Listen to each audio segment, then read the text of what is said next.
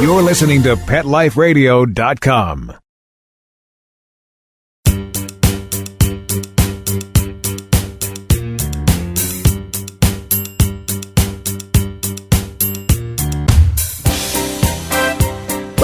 Welcome, folks. I'm Jamie Migdal, and this is Pets Mean Business, and I'm so happy to have you here today for episode number 3. We've been having a really great time talking with incredible guests in the pet industry and looking at opportunities and adventures and passion and seeing how all of those things come together and just really having some great discussions around how people find themselves in this industry. I myself have been in the industry for 20 years, and I say this every time, but it's true, and I'm going to say it again, that for all of these 20 plus actually years that I've been in the industry, not one single day has ever gone by where I haven't felt inspired by someone's brilliant product idea or someone's innovation or someone's just absolute passion in how they're approaching an animal welfare issue. And so I, being on the inside, get to see all of these people and hear about all of these dialogues and, get to really understand how things happen. But I think that, what the general public isn't aware of, or people who are looking to be a part of this industry, what they're not aware of, who are these totally incredible individuals that are building and growing and working in this $60 billion pet industry? Who are these folks? So if you're sitting there right now thinking, I want to work with pets, I might want to be an entrepreneur, I don't know, how do I do that? When's going to be the right time or the right place? How do I do that? Well, that's what this is all about. If you are really considering trying to incorporate pets into your professional life, then there is something for you here. And my guests and I are happy to just be a part of that, even in the smallest way. You can always reach out to me at jamie@petliferadio.com or visit my website, jamiemigdal.com. If you have any questions, if you have anything that you need to get yourself to the place where you want to try this out, or you're already there and you have some questions about what the next steps are, this is a resource for you. That's our entire focus, and our entire mission is to be a resource for people who have an interest in working with pets. Again, whether it's volunteer or for-profit, that's why we're here. And so, to that point, I've amassed an incredible guest list roster of these people who are just totally amazing and inspiring. And today is no different. Today we're joined by a wonderful social entrepreneur. His name is Dustin McAdams. He is the CEO and founder of an incredible product, which I am actually a customer of, full disclosure, PupJoy. So let me talk a little bit. I'm going to do a quick bio of Dustin so you all know who he is, and you can start to get some understanding of why he's on our show today, and also to get a sense of where he may be helpful to you if you're looking to have some questions answered about getting into the pet space. So Dustin worked for years as an executive with top agencies, and after some period of time, he decided to do something different and something that really mattered to him. Sadly, he watched his sister's battle with breast cancer and witnessed really firsthand what kind of effect and what kind of impact her dog made in her thankful recovery. And that really became the catalyst for him to build his company, PupJoy. And PupJoy was truly born for Dustin from the desire to give dog parents a convenient and better way to treat their dogs and to build a model, and this is the great part, to build a model for doing better business and helping folks in need. As for Dustin, I've met with Dustin personally outside of our radio program, and I'm very impressed with him. I was very taken with him, and I think part of the thing that is interesting is that he's got a real extensive business background. He has his MBA from Bradley University, and he's had multiple C-level and other executive roles for top companies, working in marketing, technology, and working with a lot of the world's biggest brands. And so he has all of that experience, and he's using that to create joy for dogs and dog lovers, and doing it in an innovative and a sustainable and socially conscious way. His bio site, if you want to learn more about Dustin, because he is a really compelling character, and I think he's going to be a big mover and shaker in the industry, both in marketing, technology, and pet space. His bio is dustinmcadams.com, just like it sounds. And of course, his company is PupJoy, and so you can visit his website at pupjoy.com, Facebook, My PupJoy, Twitter, My PupJoy, Instagram, PupJoy, Pinterest, My PupJoy, et cetera, et cetera, et cetera. You can do some Googling and find all of his good stuff. So if you're listening right now and you're on your computer, please spend some time as you're hearing Dustin's words and thoughts and look at how he translates that on his beautiful website. Dustin, Hi. You can say some words now. Hi, Dustin. Thank you for the wonderful women. Oh, it's totally genuine and authentic, and I think that you're great. And I hope that whoever is listening, I hope that those of you listening really do, I hope that they're on your site right now and they're spending some time looking at how you have spent incredible thought, or you've given incredible thought to the UI UX experience. Can you talk about that for a minute? When you first designed the site, when you think about your site, is the UI UX, and can you talk about what UI UX is real quick so people know what we're talking about? Will you describe that? Yeah, so by definition, UI is the interface that somebody engages with, and really UX is a reference to the experience that someone has, and typically that's the experience that someone has on a web page. So we actually spent a lot of time and energy around trying to create a good experience through our website. You did. You know, at the end of the day, we're a consumer products company. We need to make things visually compelling for people, and most importantly, we need to make the process of understanding who we are, what we stand for, and what they buy an easy experience for them. The reason I even reached out to you in the first place is that I actually went on PupJoy just to check it out, as because you're a Chicago company, as I am as well. And I just wanted to kind of see what you were doing. And the minute I got on, I felt compelled to be a part of the experience. As a customer, I wanted to do it. I wanted to go through that process, and I wanted to engage with the product. Is that what you're hearing a lot? We do, and thank you. So that's exactly the type of feedback that we hope to get from consumers. We're thankful that we have received very, very good comments instantly from customers on the experience we have on the site. So we, and especially me being a bit of a perfectionist at times, we always are looking to improve and tune things, but we're extremely happy with what we've built and the type of feedback we're getting from people. Okay, and we're going to get more into that after our break. We're going to take a quick sponsor break, and we'll be back with Dustin McAdams, CEO and founder of PupJoy. We'll be right back.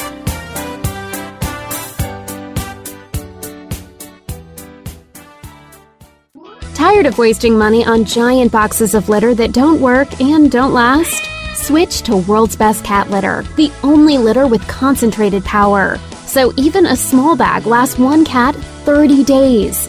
Outstanding odor control, quick lumping, lightweight. It's even flushable. World's Best Cat Litter. Everything else is just litter. Find it near you at www.itsnotjustlitter.com. That's www.itsnotjustlitter.com. Amazing Pet Expos is coming to a city near you. Admission is always free, and your pet is welcome. Shopping, adoptions, free nail trims, discounted shots and microchipping, agility, a pet costume contest, and much more. Plus, meet the guys from Animal Planet's hit TV series Tank and Pit Boss. Online at AmazingPetExpos.com. Bring your pets to the Pet Expo. Let's talk pets Let's talk pets on Pet Life Radio. Pet Life Radio. PetLifeRadio.com.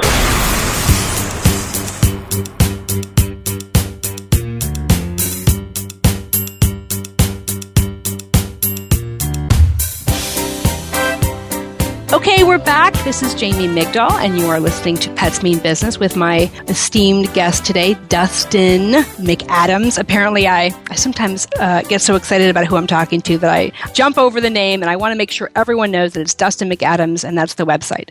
That's capital MC, capital ADAMS, Dustin McAdams, and is that and then PupJoy. Come on, everyone knows how to spell PupJoy. Those are two awesome words put together to make one. So we were just talking, Dustin, about your build and your and also. I love that you said something, and I want to just go back to this, that you're happy with what you've done. We are. You're happy. We're very happy. You have joy around this product that you've built. You're not beating yourself up. I talk to a lot of entrepreneurs, as I'm sure you do as well, who, when you give them a compliment about their product or about their work, it's, yeah, but. I agree, and I think as an entrepreneur and as a business owner, you always have to have a critical eye, and you have to be extremely open to varying perspectives and feedback. So we probably never will be down on trying to improve things, but we are very happy with what we built and the type of feedback that we've gotten from customers so far. So let's talk about you. Let's talk about you and your journey, and let's just, I think the product, I want to spend some time too, as we're together for this half hour or so, to talk about the product and have you point out some important aspects of it, and we'll get to that maybe in the second part of our time together. But what I really want to talk about, what I want people to hear about is you and how you approach life and how you approach problems and how you kind of consider yourself in this world. So I always ask this question, or not always, but I think it's a great question, and someone once asked this of me, and I think it's just a really wonderful way to kind of think about and to have just a great reflection question, which is assuming that someone knows nothing about you and you're at a cocktail party, literally at a cocktail party. It had nothing to do with the pet industry, nothing to do with business. It's a fundraiser for a library. We'll just call it that. I don't know, something totally random. And someone says, so what do you do? Tell me what your answer is. Great question. So I may say I'm a guy who makes dogs happy, or possibly a guy who would be happy with a bourbon on the rocks, depending on how fast the bar service is. I generally describe myself, especially in a crowd like that where there's not context, as the founder of a startup for dogs. Because I think to dive any deeper into what we do before letting somebody know that we're in the business of serving dogs and that we're a startup company tends to derail it. We are very much still a startup. And typically, I reference that I've got a background, kind of a reformed agency marketing tech guy, because a lot of times that is a question from somebody on what we did before. And then I typically give a brief description of the company, PupJoy. And I describe it as a concierge service for dog parents, and that we curate, responsible, high-quality products from smaller artisan type of manufacturers and provide customers with a couple convenient models for them, a subscription service, and an online boutique store. And depending on who I'm talking to and what their frame of reference is, I may use analogies of other companies in our industry like Birchbox or Trunk Club, which have some parallels. Sure. Do you ever find, and again, I know this is audience dependent, but when you tell people that you're in the pet industry, do you anticipate it going in one of two ways, which is either A, I want to tell you all about my dog and have a big discussion about dogs and dog culture, or because you mentioned the word startup, which is truly a buzzword these days, right? Especially tech startup, especially with shows like Silicon Valley on HBO. There's there's a mystique around that. What do you think, if you had to say percentage-wise, when this kind of conversation does arise, which direction is it more likely to go? Is it more in the, dogs, I want to talk about dogs, or more like, hey, do you watch Silicon Valley? Where does it land typically? That's a good question. I'm not exactly sure what the split is. I will say it depends a lot on the audience I'm around. So I've, both from my professional background and my fiance kind of works in the space of marketing tech. A lot of times when I'm in social settings with that type of crowd, it immediately goes to the startup and what's involved and all the background behind it. In some crowds, it instantly goes to, let me tell you about my dog, and a lot of questions about the service. So I get a lot of both. The fun thing is, with introducing myself and what we do, I get to find out about people's dogs all the time. So even being out in a social setting, it's great market research for me.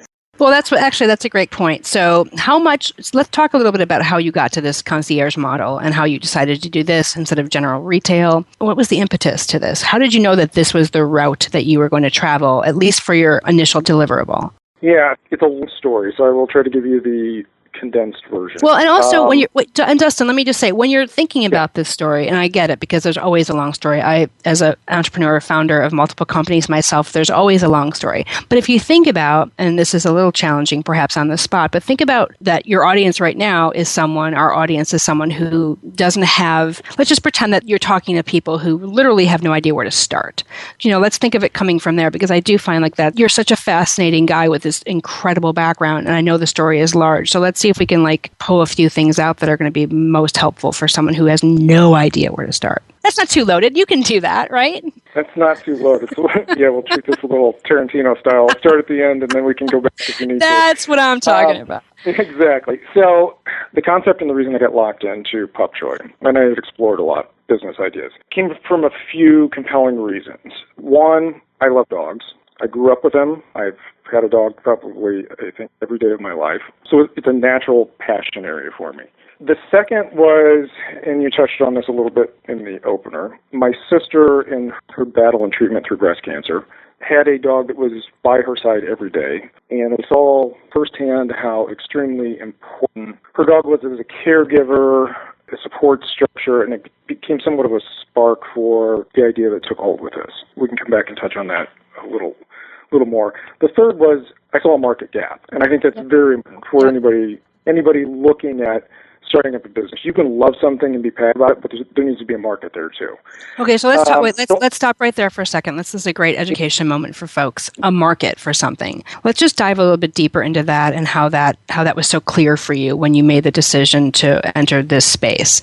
When you talk about there being a market, how did you know that there was a market for this? What were the tools that you used to identify the opportunity? So it started with, as many ideas do, as a consumer and a few people that I knew who were similar, and where I personally saw a challenge that could be filled. So I've for a long time been a consumer of doggy goodies. A handful of years ago, you got a couple subscription models that came into the market, and I think they solved for some aspects of convenience really well. And I was a consumer of a couple of them. The problem I had was there was very little choice in the products you got. And I, like some other people I knew, ended up donating a portion of what would come in because I frankly couldn't use them. I've got one dog that has some food allergies,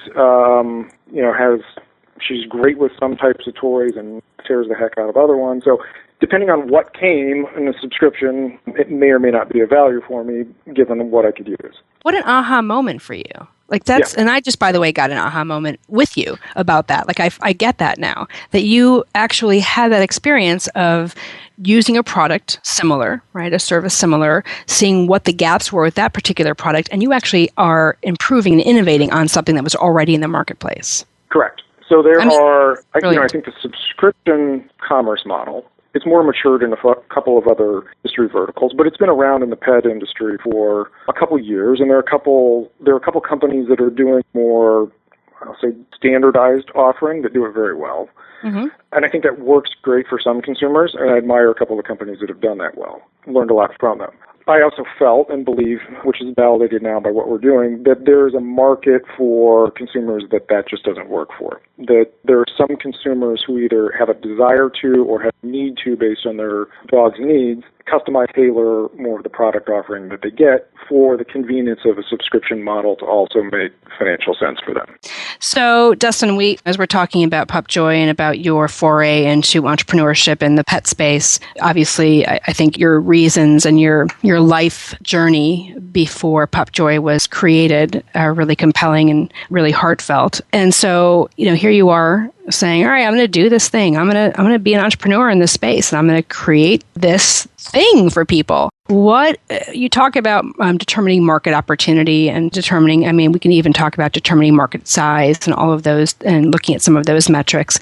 But I think what would be really helpful for folks is to talk about, you said something. Let me go back a second. You actually said something. It's not enough to just be interested in something, or you think something is a good idea. The question that an entrepreneur needs to ask themselves is, will other people think this is a good idea? And more importantly, will they actually pay me for it? That's the name of the game, right? The name of our show is Pets Mean Business, and business means having a stable product or service that actually has a revenue model behind it, which of course PupJoy does. So what did you do looking at this and looking at going into this? What were some of the more tactical things that you did? Maybe name a couple high-level things that you did to make sure that you were going to be able to make money with this product. Yeah, so we went through a few stages, and I'll try to kind of cover the logical stages that we went through pre-launch. So first was a bit of an epiphany that we touched on of just me and a couple close people and potentially a market gap that I thought was there.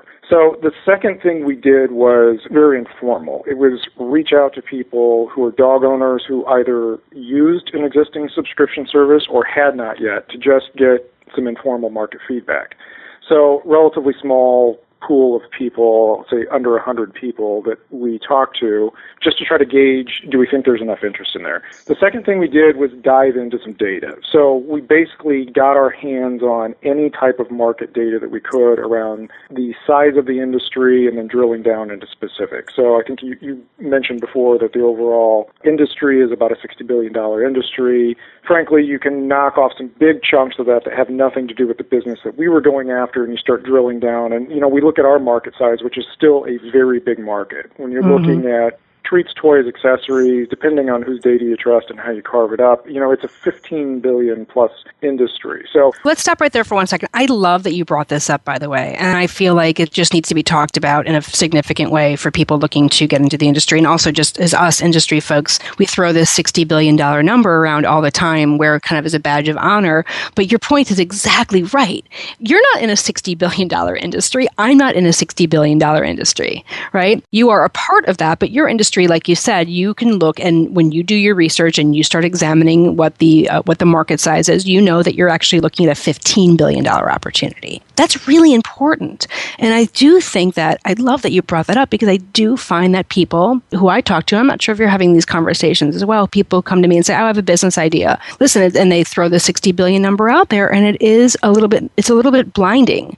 It's not accurate. It's not true when you're talking about coming up with a business, looking at what the addressable market is. And that's, I think, something that you've obviously done quite well. So I didn't mean to interrupt, but I do really, love that you brought that up. Love that you say that and you know it and that you're teaching that. That is so vitally important, that we're not blinded by the big 60 number. Okay, so you figured that out. You saw that. So you said, here's my chunk. I've got a $15 billion addressable serviceable market. This is the stuff that I'm going to be engaged in. So where did you go from there?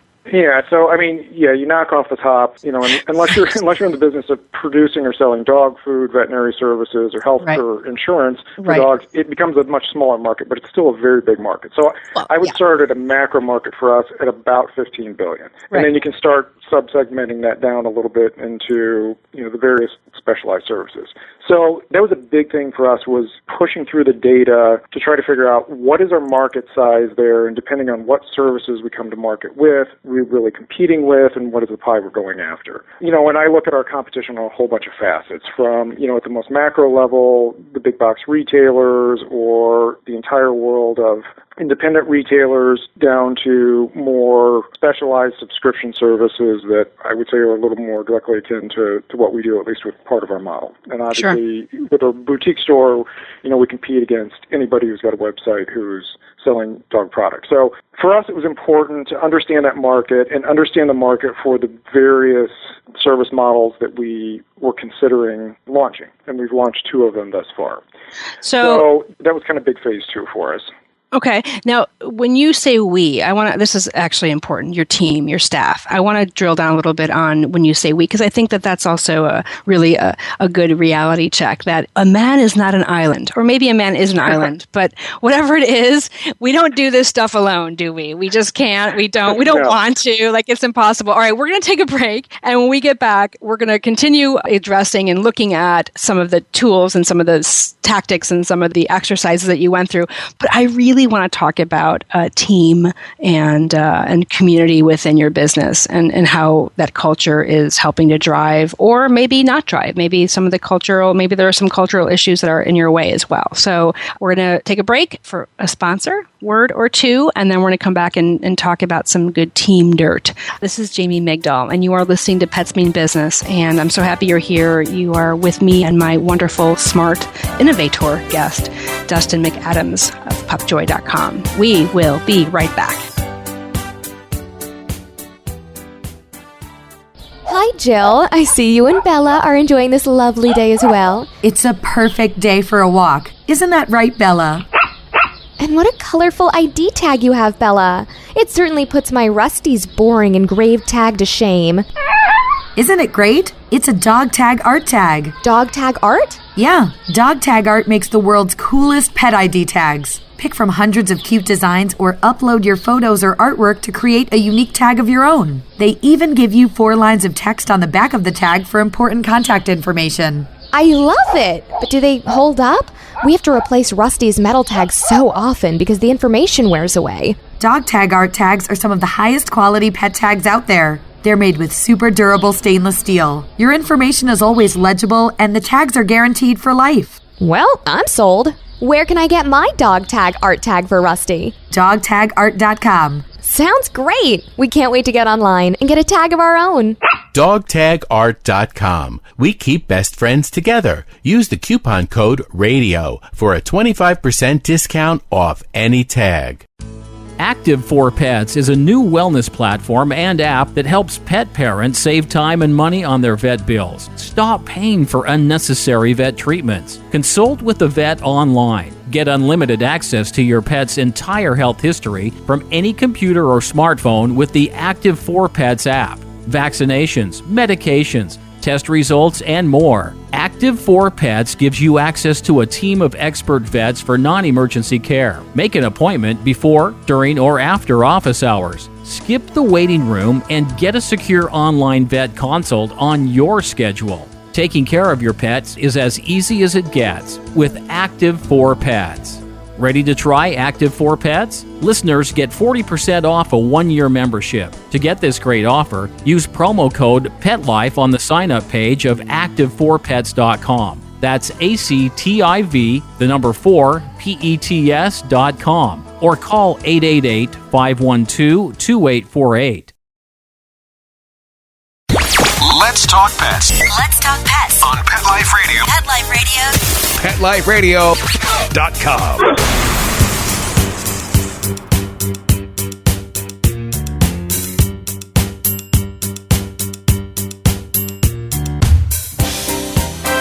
Hi guys, we're back. You're listening to Pets Mean Business. My name is Jamie Migdal, and I'm your host.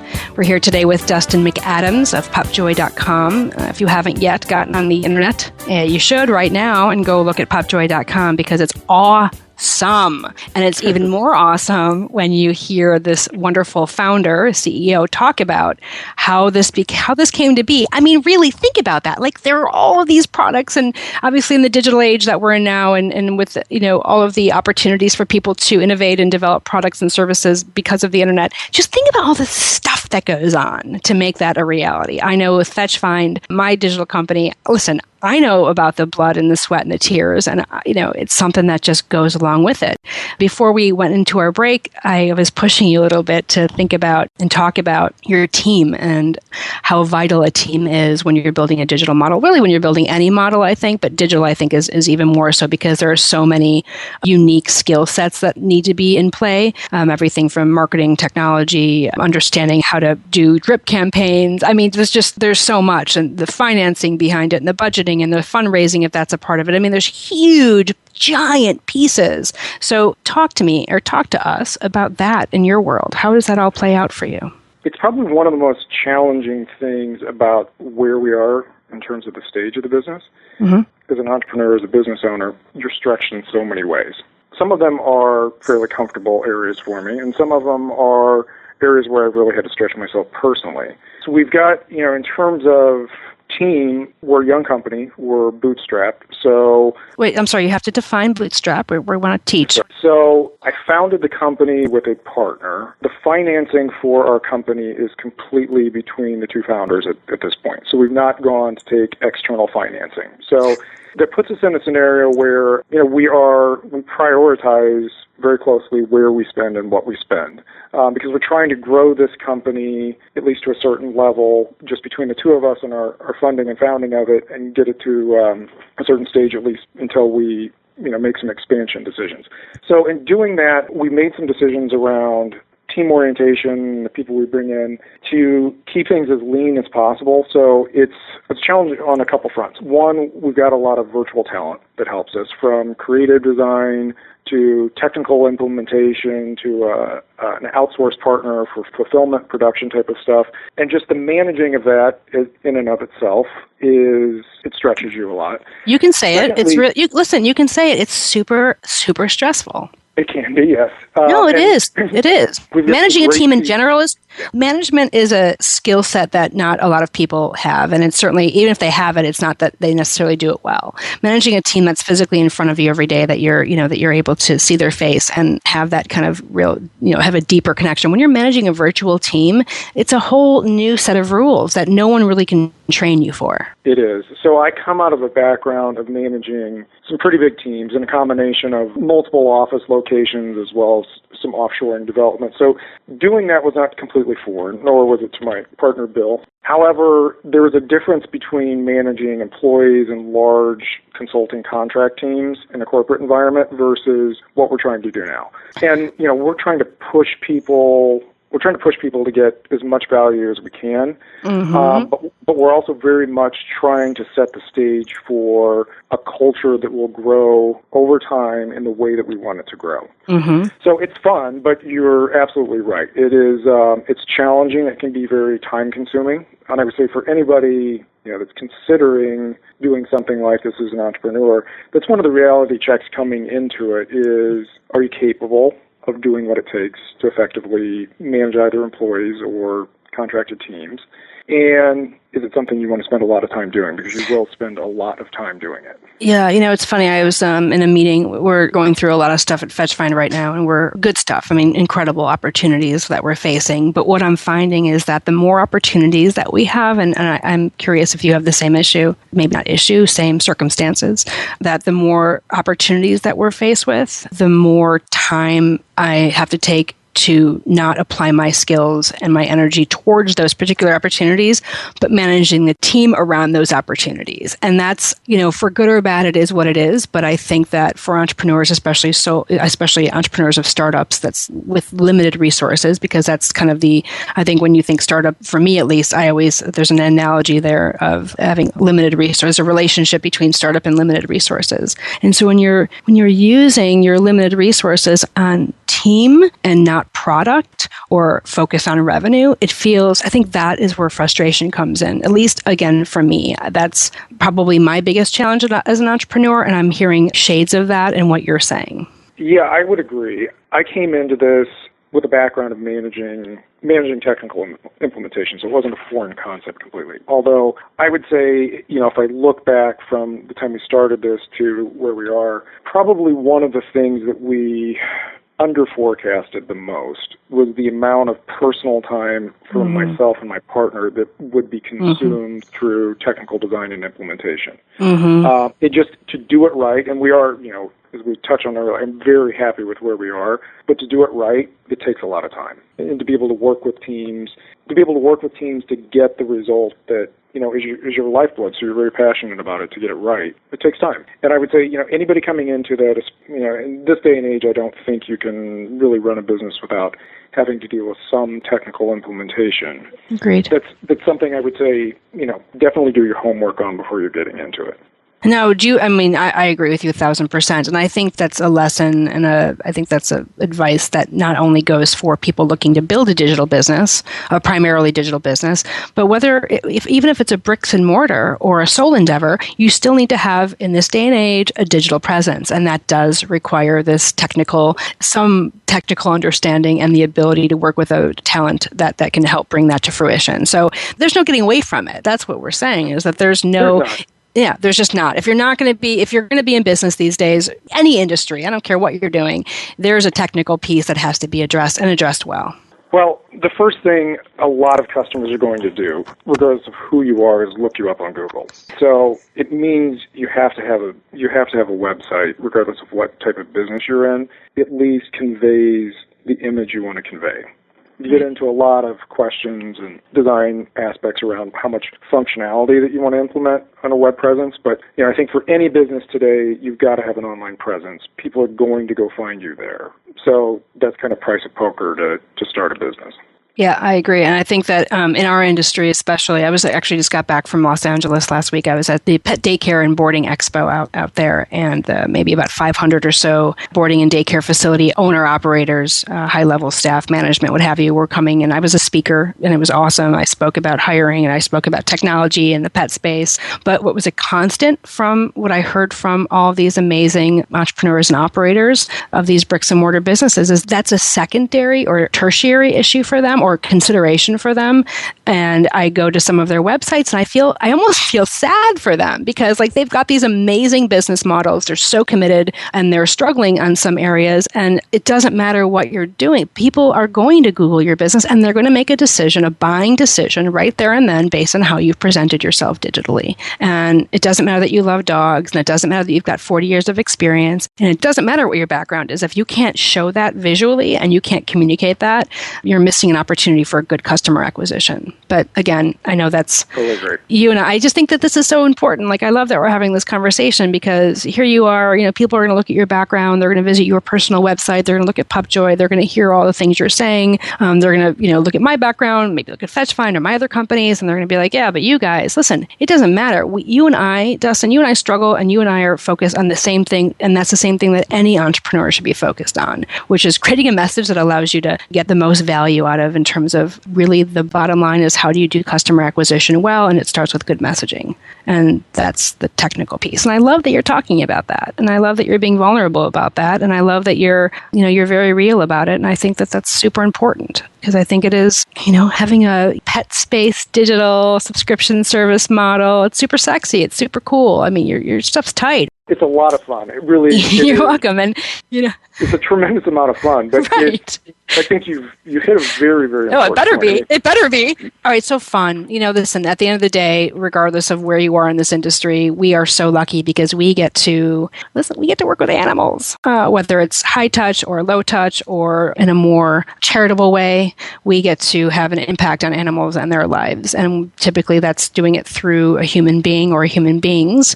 But it's really what makes this industry so compelling. And I think, that's why I got into this 20 years ago. That's why you're here right now. And I think that PupJoy, from what I can tell, from talking to you, from being a customer of your product, from just getting a sense of who you are, that fun is a big piece of it. But then there's just this other level. And I'd just like you to touch upon that for a second as we're about to close out. If you can just touch upon that it's not just fun that brought you here and talk a little bit about PupJoy and what it really stands for. Yeah, and I appreciate that, Jamie. So I would say the first part is it is a lot of fun. And it's such a breath of fresh air coming out of the corporate environment to doing what we're doing because I get to work with people that we're making happy every day. We treat their dogs. We have tickled customers. And generally, the type of suppliers that we get to work with are awesome people to work with. There is an important layer of what we're trying to do as a business. And part of it is building a better business. We approach this with, if we're going to build a business, we're going to do it the way we want to do it, and the way we think is right. And we kind of started with a mantra of the old adage of doing unto others as you would have them do to you. And that drove a concept in our business of treat better. That is not only in the products that we provide, but in the way we do business and the way we treat people. So whether it's the suppliers we work with, the customers and the way we service them, employees, anything, we are really trying to drive the type of business that we can be proud of at the end of the day. Part of that is we've got an umbrella care pack of charitable programs that support some causes that are important to us, from pet rescue to breast cancer. And I think kind of the icing on the cake with what we're doing is we get to support a lot of small artists and type of manufacturers who are doing things the right way. They've got a business because they want to provide better treats or provide better, healthier accessories for pets. And one of the wonderful things is it gives them a platform to grow their business as well. We work directly with every manufacturer that we work with, and that's awesome. We build relationships with them, and we grow this thing together. You just said something, and it brought to mind kind of a cliche phrase, but it is you embody it. And I think that many of the entrepreneurs that I meet and many of the people, in fact, most of the people that I meet in the industry, is that it's about passion drives profit. And that's totally what you're doing. That's totally what I'm doing. And it creates so much value in the marketplace when you can let the passion drive your product or your service and your team build. With that last statement of passion and profit and all of the things that make PupJoy such an interesting and impressive and exciting company. And I'm so excited to watch you guys grow and to just see what happens for you guys because it's going to be all good things because you're all good things. For those of you who have not yet gone to PupJoy.com, I terribly, deeply encourage you to do that as soon as possible. If not, to become a customer, which you totally should, even to try one box. Just do a one box thing and see if you like it, and then you can make some decisions about becoming a subscription member. And again, I'm not being paid for this, by the way. This is just me as a true consumer saying this. I'm not getting anything free. Dustin, did I pay full price for my box? Paid full price. listen, I'm happy to show a receipt or whatever. I'm telling you, I just think that this is a great company, and I think that you're a great leader and a great visionary. PupJoy.com, check it out across all social media. And if you have any questions about any of the things that Dustin shared, you can also visit his personal website at DustinMcAdams.com. He's, I'm sure, happy to field any questions because he's got a ton of time to do that. No, really. Thank you so much for joining us today at Pet Life Radio and for Pets Mean Business. This is Jamie Migdal. If you're looking to get some more information about becoming an entrepreneur or getting into the pet industry in any way, shape, or form, I'm always here to answer any questions and be a source of support or a resource for you. You can reach me at Jamie at PetLifeRadio.com or Jamie at FetchFinds.com, which reminds me, FetchFinds a great resource for those of you who are looking to do something in the pet industry. Go check it out if you haven't yet done so. And, of course, there's PetLifeRadio.com. Lots of great shows, lots of great hosts, lots of great information. If you're looking for resources to be a big part of this big industry, you have found your way there. Thank you so much for joining us today. I look forward to our next episode. Have a wonderful day. Give your dog a kiss. This is Jamie Migdal, Pets Mean Business. Let's Talk Pets, every week on demand, only on PetLifeRadio.com.